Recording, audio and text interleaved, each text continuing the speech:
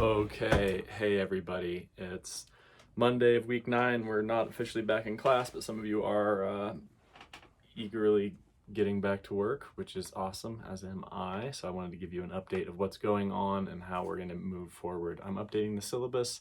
I'll have that kind of reposted up next week, but there's really not going to be very big changes, and I'm actually feel pretty fortunate with all of you all to be able to be at the part of the semester we are in right now to move and transition to online courses, because as I said before, we're doing a lot of self-directed learning. So in this video, we got 3 things. And one thing, I want to give you feedback in general on your Forum 7 that you turned in, your initial research proposal.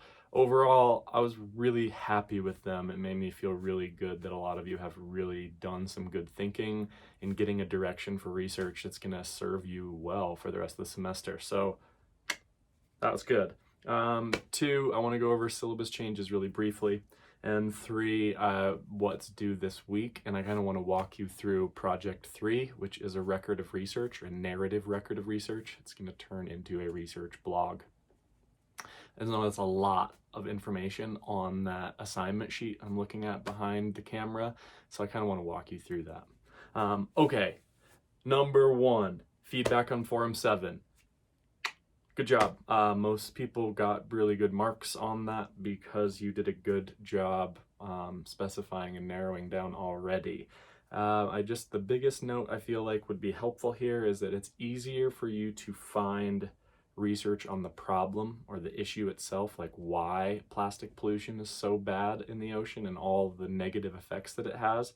And it's a lot harder to research the solution to said problem, i.e. this particular actor or this particular person should do this particular action to help this. So the main feedback I feel like I want to give you is that you are ideally researching solutions and claims that you can then advocate for in the format of your PowerPoint presentation and your researched essay. So the more specific and narrow your claim is, you're still going to be able to bring in all that information about why this is such a big issue, but that's just so easy. Like, you'll be able to find that information very easily. These problems are well documented, a lot of the ones that you are talking about. And there's some cool topics. You might want to poke around and see what your peers are doing. Some really creative stuff that I appreciated reading. So that's that. The sooner you kind of find what your big thesis and claim is, the solution that you're proposing, or the policy that you're proposing, or the action or argument that you'd like to advocate for, the easier this is. So I would start on that this week. Number 2, syllabus changes. There's really not going to be that many big changes. I'm still going to hold you accountable to do some reading and writing on the premise that as an advanced writing arguments course, a lot of that is coming down to advanced reading techniques and advanced note-taking techniques.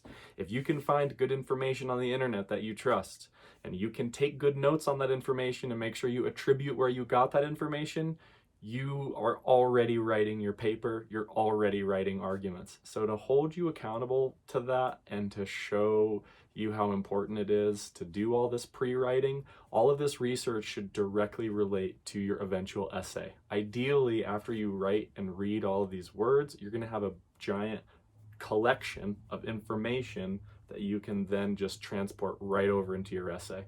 If you remember at the beginning of the semester, we talked about the various phases of the writing process, and the first one was pre-writing, or reading, or collecting, and brainstorming, and that, by some estimates, is over half of the entire writing process.